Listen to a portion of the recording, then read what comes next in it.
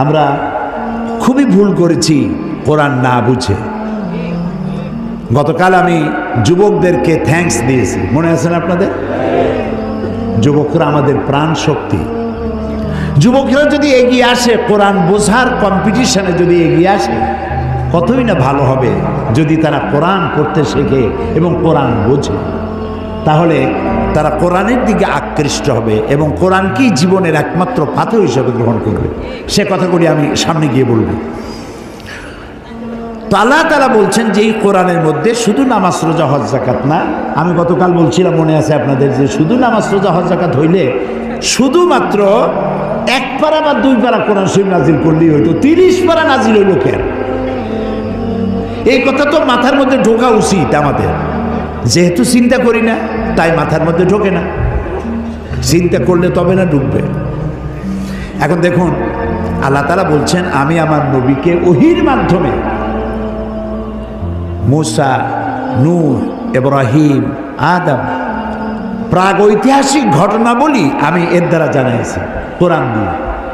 রাসূল তো সেখানে উপস্থিত ছিলেন না। আল্লাহ তাআলা বলছেন তিলকা মিন আম্বাইল গায়বি নূহিহা ইলাইকা মা কুনতা তা'লামুহা আনতা ওয়ালা কওমুক মিন ক্বাবলি হাদা। তিলকা মিন আম্বাইল গায়ব, এটা হচ্ছে সেই অজ্ঞাত ঘটনা যা ওহীর মাধ্যমে আমি আপনাকে জানাইছি। তা না হলে আপনি এবং আপনার কওম, আপনার জাতি এই সম্পর্কে কিছুই জানতো না। না ইব্রাহিমের ঘটনা, না নূহের ঘটনা, না মুসার ঘটনা, এগুলো কিছুই জানতেন না। হযরত ইউসুফ আলাইহিস সালামের কথা বলে আল্লাহ তাআলা বলছেন যালিকা মিন আম্বাইল গায়বি নূহিহি ইলাইকা ওয়া মা কুনতা লাদাইহিম ইজ আজমাউ ওয়া হুম ইয়ামকুরুন। এটা হচ্ছে সেই অজ্ঞাত কাহিনী যা আমি ওহীর মাধ্যমে আপনাকে জানাইছি, অথচ তার ভাইয়েরা যখন ইউসুফ আলাইহিস সালামের বিরুদ্ধে ষড়যন্ত্র করছিল তখন আপনি তার কাছে ছিলেন না। আমি আপনাকে জানাইছি ওহীর মাধ্যমে। মূসা আলাইহিস সালামের ঘটনা আল্লাহ তাআলা বলে তারপরে বলতেছেন ওমা কুনতা বিজানিবিল গারবিয়্যি ইজ কাদাইনা মূসা আমরা ওমা কুনতা মিনাশ শাহিদিন। মূসা আলাইহিস সালাম তিনি পশ্চিম সেই সিনাই পর্বতের পশ্চিম দিগন্তে, পশ্চিম প্রান্তে তিনি যখন আক্রান্ত হয়েছিলেন সেখানে আপনি উপস্থিত ছিলেন। আমি আপনাকে ঘটনার মাধ্যমে জানাইছি। মূসা আলাইহিস সালামের উপরে যেখানে ওহী নাজিল হয়েছিল সে জায়গাটাও আল্লাহ তাআলা আমাকে দেখাইছেন। আলহামদুলিল্লাহ। মিশর কায়রো এর রাজধানী, মিশরের রাজধানী কায়রো, জামিয়া আল আজহার পৃথিবীর বহু পুরাতন ইউনিভার্সিটি, বিশাল এরিয়া, প্রায় 56,000 ছাত্রছাত্রী লেখাপড়া করে সেখানে। কত বড় বিশ্ববিদ্যালয়, কতগুলি ক্যাম্পাস। তো সেই বিশ্ববিদ্যালয়ের আমন্ত্রণে আমি সেখানে গিয়েছি, 5 দিন ছিলাম। আমি বলেছি যে মিশরে তো জীবনে আসি নাই, আমাকে ঘুমাবার একটু সময় দিও রাত্রে, বাকি আমার একটু ঘুরাও। 5 দিনে 4,500 কিলোমিটার দৌড়াইছি। সিনাই পর্বতের সেইখানে গিয়েছি যেখানে ওহী নাজিল হয়েছিল। মূসা আলাইহিস সালাম মাদায়েন থেকে এসেছেন, প্রচণ্ড ঠান্ডা, পথ হারিয়ে ফেলেছেন। স্ত্রীকে বলছেন সাথীদেরকে এখানে অপেক্ষা করো, আমি একটু ওই যে আগুন দেখা যায়, আমি হয় আগুন আনবো আর না হয় আগুন দিয়ে আলো দিয়ে রাস্তা চিনে নেব কোন দিকে যেতে হবে। ফালাম্মা আতাহা, যখন তিনি ওই আগুনের কাছে গেলেন, নুদিয়া ইয়া মূসা ইন্না আনা রাব্বুক, হে মূসা এটা আগুন টাগুন কিছু না, আমি তোমার রব, আমি তোমার আল্লাহ। ফাখলানা আলাইক ইন্নাকা বিল ওয়াদিল মুকাদ্দাসি তুয়া, জুতা খোলো, এখানে আমার নূর পড়েছে। সুবহানাল্লাহ, জুতা খুলে আসো। ওয়াদি মুকাদ্দাস, ওয়াদি বলা হয় 2 পাহাড়ের মাঝখানে যে সমতল ভূমি থাকে এটাকে আরবিতে বলা হয় ওয়াদি, আর বাংলায় বলা হয় উপত্যকা। তো আমরা যখন গেছি ওয়াদি মুকাদ্দাস সাইনবোর্ড দেখেছি, জুতো আগেই খুলছি বর্ষটা। তারপরে গেলাম সেখানে, যেই গাছের উপরে আল্লাহর নূর পড়েছিল সেই গাছটা, ওরা বলে এটা সেই গাছ। তো আমি এর ঐতিহাসিক সত্যতা নাই বলে মনে করতে পারলাম না যে এটা সেই গাছটাই। ওই গাছের পাতায় পাতায় অনেক চিঠি। আমি জিজ্ঞেস করলাম এই চিঠিগুলি কিসের? বললো যে ইহুদিরা আসে, খ্রিস্টানরা আসে, মুসলমানও আসে, আল্লাহর কাছে চিঠি লিখে ওখানে ধুয়ে যায়। এই খাই খেয়ে কাম না পাইলে করবে কি? তো এটা আমার বলার উদ্দেশ্য ছিল না। আমার বলার উদ্দেশ্য ছিল যে আল্লাহ তাআলা দেখাইছেন বহু কিছু, এমনকি মুসা আলাইহিস সালাম রে এত জ্বালা দিল যে ফেরাউন, ওই ফেরাউনকেও দেখে আসছে, এখনো দাঁত ছিটকে পড়ে আছে। আল্লাহ তাআলা তাকে রেখে দিয়েছেন। আল্লাহ বলছেন তোরে মাটিতেও খাবে না, পানিতেও নষ্ট করবে না, পোকামাকড়ও নষ্ট করবে না, তোরে আমি শুটকি বানায় রাখবো কিয়ামত পর্যন্ত। তোর মতো ফেরাউন যারা হবে তোরে দেখে যেন তারা উপদেশ নিতে পারে। আল্লাহ তাআলা এটারও দেখাইছেন, পিরামিডও দেখাইছেন। অনেক নবীর কবরও আল্লাহ জিয়ারত করার সুযোগ। ইমাম শাফি রহমতুল্লাহ আলাইহ, মৌলানা জালালউদ্দিন সৈয়দী রহমতুল্লাহ আলাইহ, ইমাম ওয়াকি, ইমাম বদরুদ্দিন আইনি রাহিমাহুমুল্লাহ, হযরত সালেহ আলাইহিস সালাম, হারুন আলাইহিস সালাম, নবী দানিয়েল আলাইহিস সালাম, হযরত আবী দারদা রাদিয়াল্লাহু তাআলা আনহু, আমর ইবনুল আস রাদিয়াল্লাহু তাআলা আনহু, এদের কবর জিয়ারতের আল্লাহ তাআলা তৌফিক দিয়েছেন। আমর ইবনুল আসের যে মসজিদ দেখলাম মিশরে, সেই মসজিদে লাইলাতুল কদরে 5 লক্ষ লোক নামাজ পড়ে। লাইলাতুল কদর মসজিদ, রাস্তা টাস্তা সব ভর্তি হয়ে যায়। ইমাম যিনি, তিনি হচ্ছেন শেখ জিবরাইল। আমি শেখ জিবরাইল দেখতে পারলাম না, আগ্রহ ছিল যে জিবরাইল কেমন একটু দেখে যায়। এত লোক তার পিছনে নামাজ পড়তে আসে, সুবহানাল্লাহ। তো এখানে আল্লাহ তাআলা বলতে চাইলেন যে সিনাইয়ের পশ্চিম প্রান্তে যে ঘটনা ঘটছিল এটা তো আপনি জানেন না, আমি আপনারা জানাইছি। ফেরাউন আক্রমণ করেছে তার দলবল নিয়ে, 3 দিক থেকে আক্রান্ত হয়েছেন তিনি, আর একদিকে সমুদ্র। সাথীরা বলছে ইন্না লামুদরাকুন, ইন্না লামুদরাকুন, আমরা তো পাকড়াও হয়ে গেছি, আমাদের তো পালাবার কোনো উপায় নাই। মুসা আলাইহিস সালাম কার নবী? জবাব দিতে দেরি হইল কেন? মুসা কার নবী? উম্মত ঘাবড়ে গেছে। উম্মত কি হয়ে গেছে? ঘাবড়ে গেছে, ভয় পাই গেছে। 3 দিক দিয়ে আসছে কারা? শত্রু সৈন্য 3 দিক, আর একদিকে কি? সমুদ্র। ঘাবড়াবার তো কথাই, আপনি আমি হলে তো হার্ট ফেল করবো। কোন দিকে যাবো? ফাইনাতা যাবো, যাওয়ার জায়গা নেই। কিন্তু মুসা আলাইহিস সালাম আল্লাহর নবী, তিনি বলছেন কাল্লা কাল্লা, কখনোই নয়, ভয় পেও না, রব্বি সায়াহদিন, অবশ্যই আল্লাহ আমাদেরকে পথ বের করে দিবেন। কাজী মেঘের মতো কালো ঘন কৃষ্ণ মেঘের মতো উত্তর গগন কালো মেঘে ছেয়ে গেছে, থমথমে ভাব, ঝোড়ো হাওয়া এখনই প্রবাহিত হবে। 30 ফুট উঁচু হয়ে জলোচ্ছ্বাস এসে উপকূলীয় এলাকা ভাসায় নিয়ে যাবে, বজ্রসহ বৃষ্টিপাত হবে, ঝড় বন্যায় উড়ায় নিয়ে যাবে, সুনামি হবে। আল্লাহ তাআলা ছোট্ট একটু বাতাসের আঘাত দিয়ে সব সরাই দিতে পারেন। বলেন সুবহানাল্লাহ, জোরে বলেন সুবহানাল্লাহ।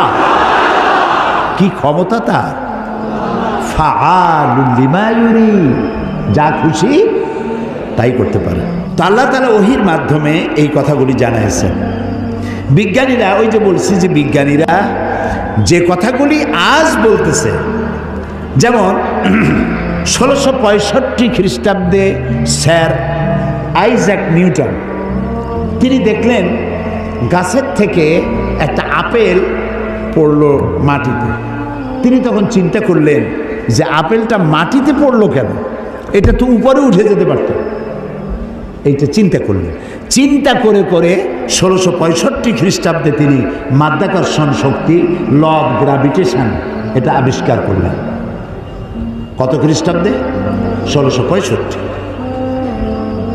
অথচ কোরআনে কারীম স্যার আইজ্যাক নিউটনের জন্মের 1000 বছর আগে সূরা ফাতির 41 নম্বর আয়াত আল্লাহ তাআলা বলছেন, ইন্নাল্লাহা ইউমসিকুস সামাওয়াতি ওয়াল আরদা আন তাজুলা, নিশ্চয়ই আল্লাহ তাআলা চন্দ্র, সূর্য, গ্রহ, নক্ষত্র সব একটার সাথে আরেকটাকে সম্পৃক্ত করে রেখেছেন, যাতে একটার থেকে আরেকটা বিচ্ছিন্ন হয়ে না যায়। এটাই হচ্ছে ল অফ গ্র্যাভিটেশন। এই মাধ্যাকর্ষণ শক্তির কথা কোরআন ১৫০০ বছর আগে এ কথা আল্লাহ তাআলা বলেছেন। তো দুর্ভাগ্য, কোরআন বুঝি না, কোরআন শুধু সবের নিয়তে পড়ি। একবার সূরা ইয়াসিন পড়লে 10 খতম কোরআন শরীফ এর সব। এই যদি হয় তাহলে গোটা কোরআন শরীফ পড়ার আমার দরকারটা কি? খালি সূরা ইয়াসিন পড়লেই তো হলো। 3 বার সূরা ইখলাস পড়লে 1 খতম কোরআন শরীফের সব। তাহলে কোরআন পড়বি কেন মানুষ? আহারে মানুষ, আহারে কপাল পড়া মানুষ। এখন চন্দ্র, সূর্য, গোটা সৌরজগৎ সব ঘুরছে। এটা কোপার্নিকাস, গ্যালিলিও, নিউটন, আইনস্টাইন ওনারা আবিষ্কার করেছেন যে সব কিছু ঘুরছে। এটা বলতেছেন ওনারা এই কয়েকশো বছর আগে। অথচ ১৫০০ বছর আগে আল্লাহ তাআলা কোনটা ঘোরে? চন্দ্র ঘোরে না সূর্য ঘোরে না দুনিয়া ঘোরে? কে ঘোরে? একথা সূরা ইয়াসিনে আল্লাহ তাআলা তার নবীর কাছে বলে দিয়েছেন। লাশ-শামসু ইয়ানবাগি লাহা আন তুদরিকাল কামারা ওয়ালাল লাইলু সাবিকুন নাহার ওয়া কুল্লুন ফি ফালাকিন ইয়াসবাহুন। প্রবল জ্ঞানী হইবে যাহারা, আপন মনেতে বুঝিবে তাহারা। রাত্রি পারে না আগে যাইবার, দিনের স্থান করে অধিকার। যার যে স্থান বহাল রাখিয়া ভ্রমণ করিছে খোদাকে ডরিয়া। শুধু পৃথিবী করে না, আল্লাহ তাআলা বলছেন ওয়া কুল্লুন ফি ফালাকি ইয়াসবাহুন। যা কিছু আছে মহাশূন্যে, এই পৃথিবীটাও মহাশূন্যে। পৃথিবীটা কোথায়? মহাশূন্যের উপর ভাসমান। তো মহাশূন্যে অকুল্লুন ফি ফালাকি ইয়াসবাহুন, মহাশূন্যে যা কিছু আছে সব ঘুরতেছে আর ঘুরছে। Activities life, inactivities death. যতদিন ঘুরবে ততদিন সব ঠিক থাকবে। আর যেদিন এই ঘূর্ণায়মানের এই চক্রের আবর্তন বন্ধ হয়ে গিয়ে যখন ঘোরা বন্ধ হবে, তখন একটা প্রচণ্ড আঘাতের মাধ্যমে, প্রলয়ঙ্করী আঘাতের মাধ্যমে দুনিয়ায় কিয়ামত অনুষ্ঠিত হয়ে যাবে। তো আল্লাহ তাআলা কোরআনে কারিমে এই কথাগুলি অনেক আগে বলে রেখেছেন। The universe and doctor Einstein গ্রন্থে তারা বলেছেন যে সূর্য ধীরে ধীরে এর আলো কমে যাবে, আলো থাকবে না, আর তারাগুলো পোড়া কয়লার মতো হয়ে যাবে। কারা বলতেছে? বিজ্ঞানীরা বলছে। কোরআন ওরা আজকে যেটা বললো, কোরআন বলেছে অনেক আগে। কি বলেছে? ইয়াসআলু আইয়ানা ইয়াউমুল কিয়ামাতি ফাইযা বারিকাল বাসারু ওয়া খাসাফাল কামারু ওয়া জুমিআশ শামসু ওয়াল কামার। আল্লাহ তাআলা বলছেন এরা রাসূলকে জিজ্ঞেস করে কিয়ামত কবে হবে। তো আল্লাহ তাআলা বলছেন জবাব দিয়ে দেন, কিয়ামত হবে যে সময় চন্দ্র আলো হারিয়ে ফেলবে, সূর্য আলো হারিয়ে ফেলবে, আর চাঁদ আর সূর্য এগুলি সব একাকার হয়ে যাবে। তাহলে এই কথাগুলি বিজ্ঞান আবিষ্কার করার অনেক আগে কোরআন এসব কথা বলে রেখেছে। প্রকৃতির নিয়মে একদিন সব লণ্ডভণ্ড হয়ে যাবে। কুল্লু মান আলাইহা ফান।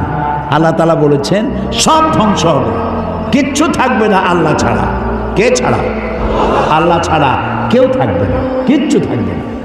এ কথা বিজ্ঞান জানার আগে আল্লাহ তাআলা কোরআন শরীফে বলে রেখেছেন।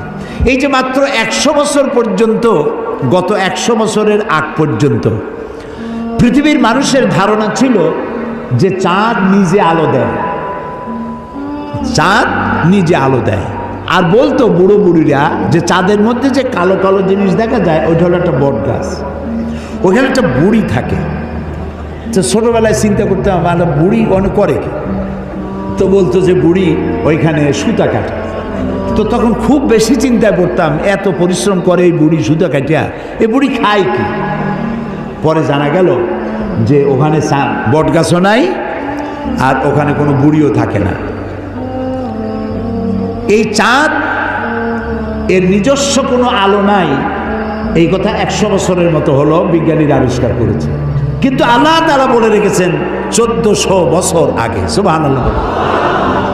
আল্লাহ তাআলা সূর্যকে বলেছেন, খুব লক্ষ্য করুন, সূর্যের আরবি হচ্ছে শামসুন, সেরাজুন, ওয়াহাজুন, দিয়াউন, এগুলি সূর্যকে বলা হয়েছে।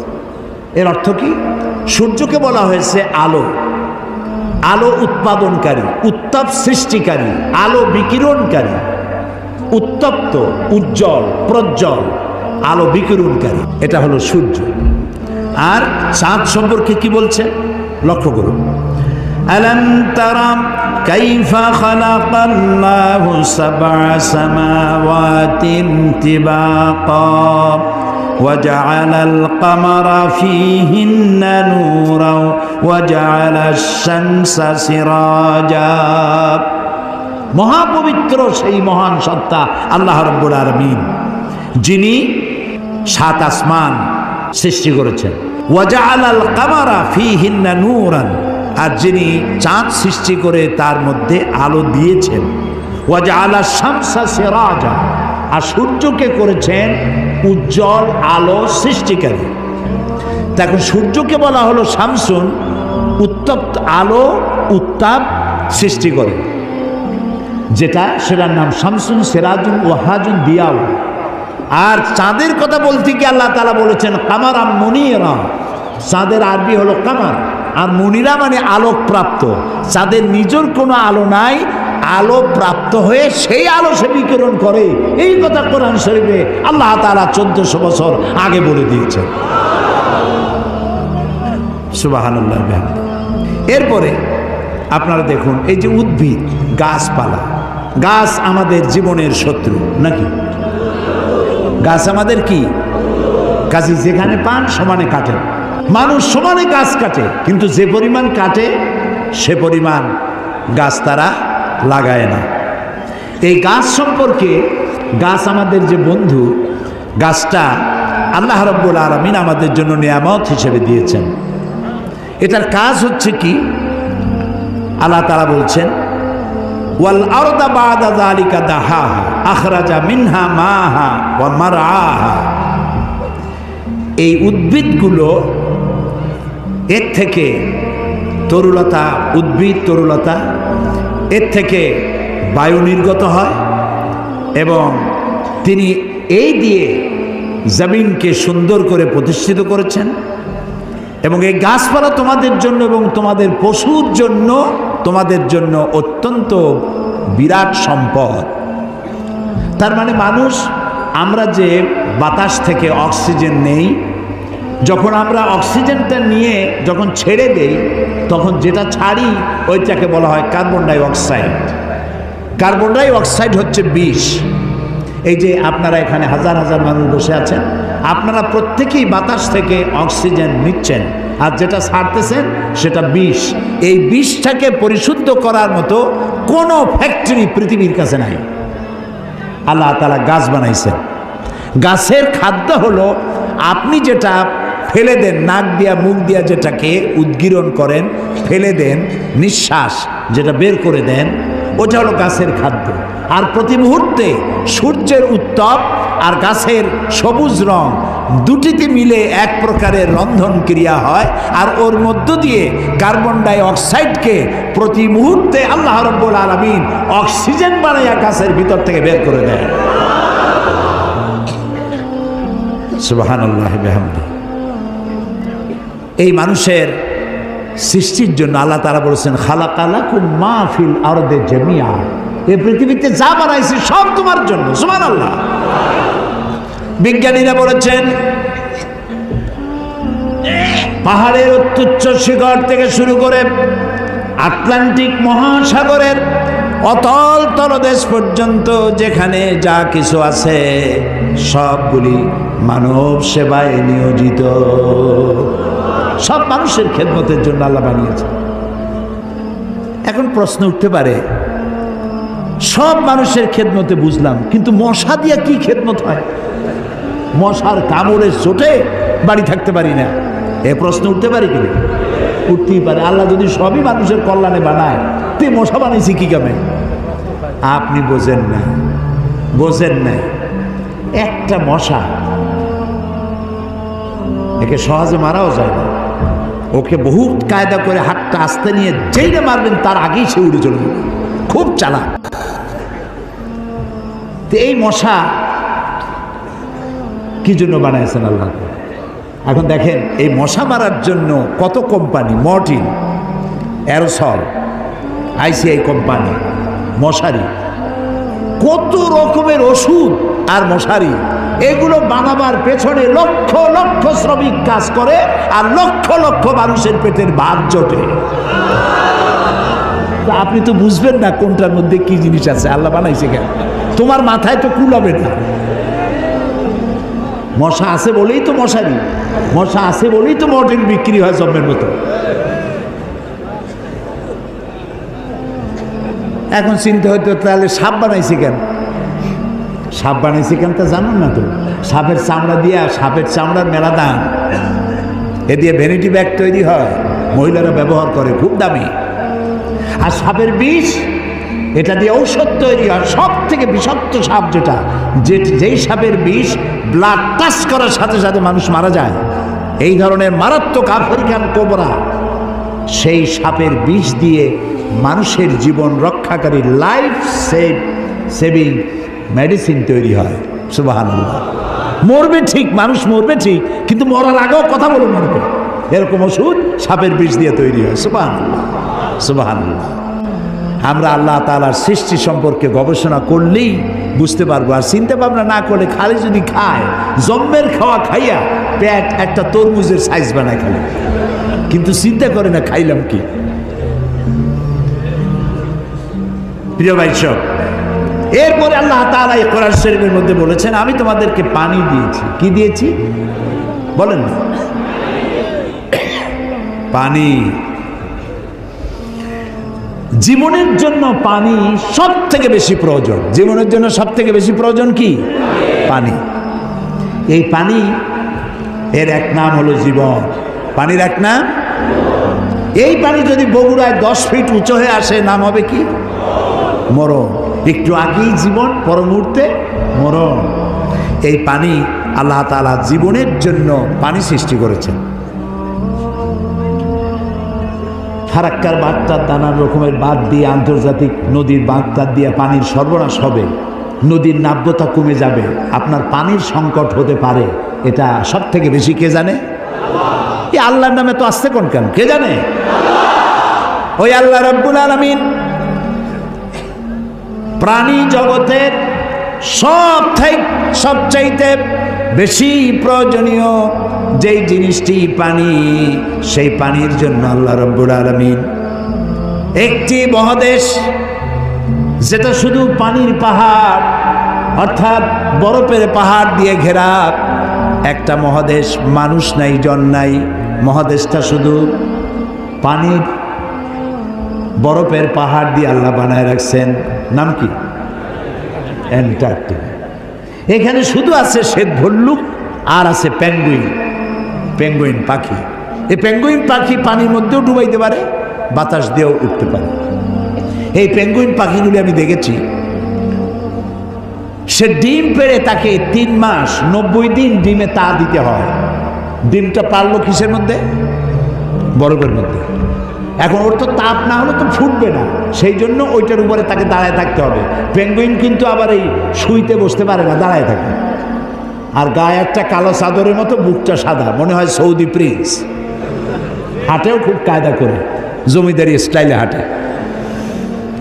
তো বাচ্চা ডিম দিয়ে ডিমের উপরে সে দাঁড়ায় থাকে, তার শরীরের একটা অংশ ডিমের উপরে দিয়ে দাঁড়ায় থাকে।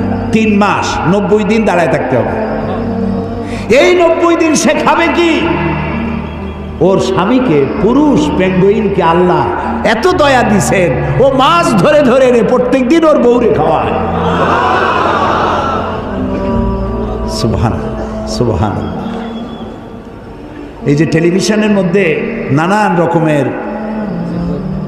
আছে কি বলে চ্যানেল, এইসব হাবিজাবি উল্লুক মার্কা লাভ ঝাপ না দেখা অ্যানিমেল প্ল্যানেট দেখেন, ডিসকভারি দেখেন, ন্যাশনাল জিওগ্রাফি দেখেন। পশুর মধ্যেও কত মায়া আল্লাহ দান করেছেন। আমার নিজের চোখে দেখলাম এক ক্ষুধার্ত ক্ষুধার্ত বাঘ না সিংহী, এই সিংহী ক্ষুধার্ত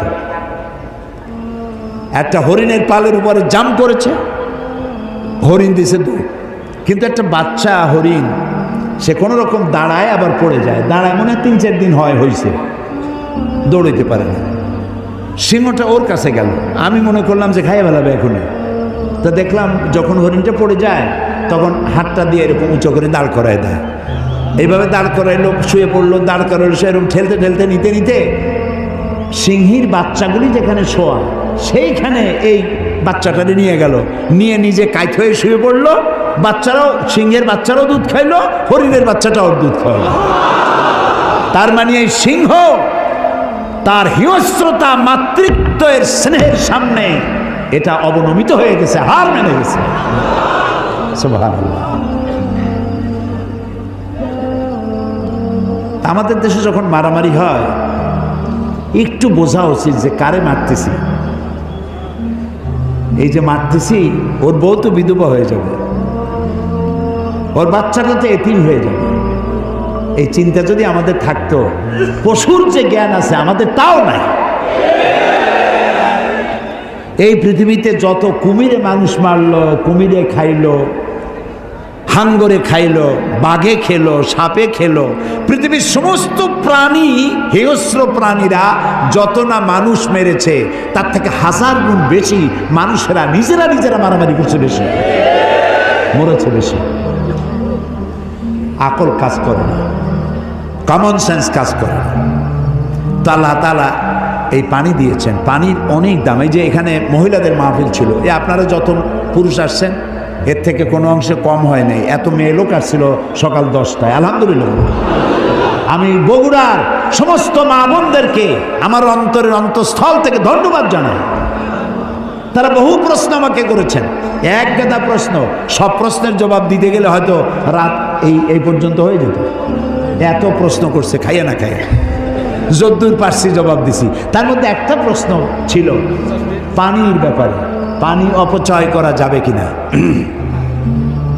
আমি বলেছি আমি তো জবাব আন্দাজে দেই না, আমি আলহামদুলিল্লাহ, আল্লাহ শকর, আপনারা যারা এখানে আলেম বসে আছেন আমি আপনাদের পর্যায়ে পড়ি না, আমি খুবই ছোট মানুষ, তালেবে ইলম মানুষ। আমি যেটুক পড়েছি সেটুক বলি, না পড়িয়া না দেখা আন্দাজে গপ্প করি না। তো আমি হাদিসে পড়েছি, সাহাবায়ে কেরাম প্রশ্ন করেছেন রসুলের কাছে, আমরা উজু করতে গেলে রসুল বলেছেন পানি অপচয় করবা না। সাহাবী একজন প্রশ্ন করলেন যে উজু করতে গিয়ে একটু বেশি পানি খরচ হলে তাতে কোনো অসুবিধা আছে? রসুল জবাব দিলেন, তুমি যদি প্রবাহিত নদীর কিনারে দাঁড়াইয়া উজু করো পানির অপচয় করতে পারবা না। সুবহানাল্লাহ বলবেন না? এখন আপনি কত পানি খরচ করেন দেখেন তো, টেপ একটা সাইয়া দিয়া জনমের মতো, একটা চায়ের কাপ ধুইতে গিয়ে একটা কলস ধোয়ার পানি খরচ করতেছে। বগুড়া কি গ্যাস আছে? আছে। একটা মেসের কাঠি খরচ হবে সারা দিন, গ্যাসের চুলা জ্বলতে থাকে। আপনি আল্লাহর নিয়ামতের না শকর, একটা মেজের কাঠি দিলেই তো যখন খুশি তখন আপনি জ্বালাইতে পারেন। আপনি কেন বাড়িতে বলেন না যে জ্বালাই রাখবে না? অধিকাংশ বাড়িতে এইভাবে এই গ্যাসের চুলা জ্বলে থাকে বলে আমরা খবর পেয়েছি। অন্যায়। সুম্মা লাতুসআলুন্না ইয়াওমাইযিন আনিন নাঈম, প্রত্যেকটি নিয়ামত সম্পর্কে কিয়ামতে আল্লাহর কাছে জবাবদিহি করতে হবে। কাজে এগুলি নিয়ামত। এখন এই পানি আল্লাহ তাআলা বলছেন, দেখো সৃষ্টি জগতের জন্য পানি প্রয়োজন, সেই পানিটা আমি জলাধার করেছি। এই নদীগুলো কে কাটছে? আছে না বগুড়া নদী আছে না, নাম কি?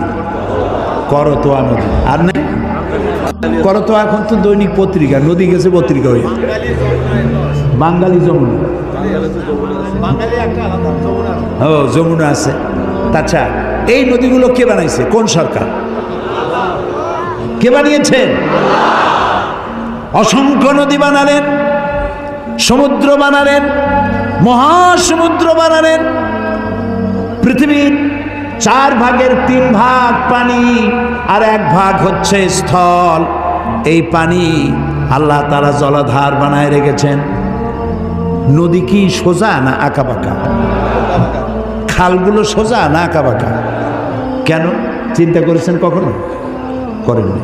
আঁকাবাঁকা করা সোজা যদি হয় তাহলে শুধু 2 পারের মাটি উপকৃত হবে, আর যদি আঁকাবাঁকা হয়ে যায় তাহলে বেশি পরিমাণ মাটি এই পানির দ্বারা ফায়দা পাবে। এই জন্য আল্লাহ তাআলা আঁকাবাঁকা করে দিয়েছেন। সুবহানাল্লাহ, সুবহানাল্লাহ, সুবহানাল্লাহ।